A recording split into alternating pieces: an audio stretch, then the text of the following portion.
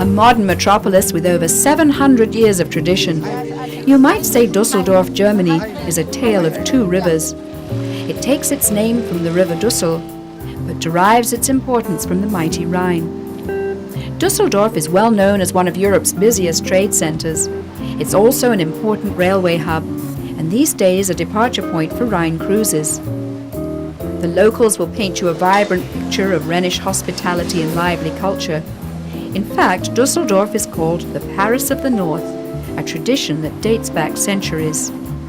Napoleon, he paid us a visit, and it is said that he stood on a little hill in his typical manner, and he said, "This is my little Paris." I think there is the French influence.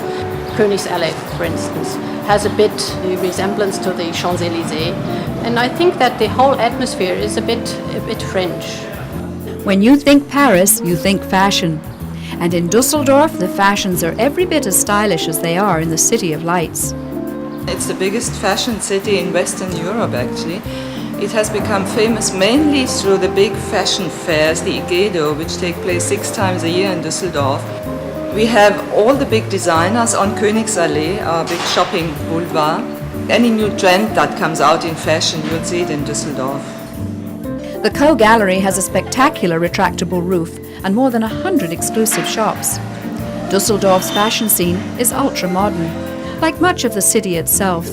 It's been almost completely rebuilt since more than 3/4 of the buildings in Dusseldorf were destroyed during the Second World War.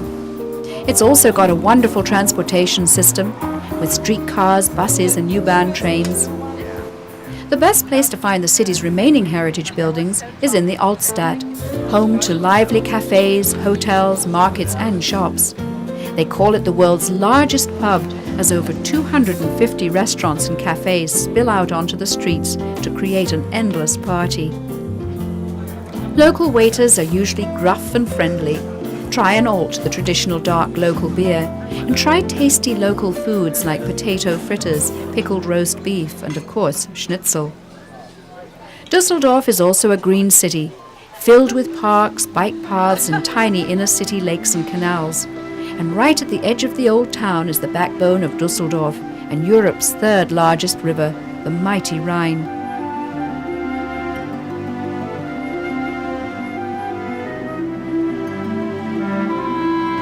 The Rhine is, of course, a big transport route. When you stand near the banks of the Rhine for half an hour, you'll see numerous ships going down, big barges carrying all sorts of bulk materials, goods, from cars to coal to oil, I don't know what. And of course, along the banks of the Rhine in the city, you now have the promenade with the most beautiful restaurants. And before you leave, check out this charming Dusseldorf tradition. 700 years ago, children cartwheeled for joy when Dusseldorf beat Cologne's forces, giving the city independence. Today they perform tricks for a penny. For more information about Dusseldorf, visit our website on topoftheworld.net.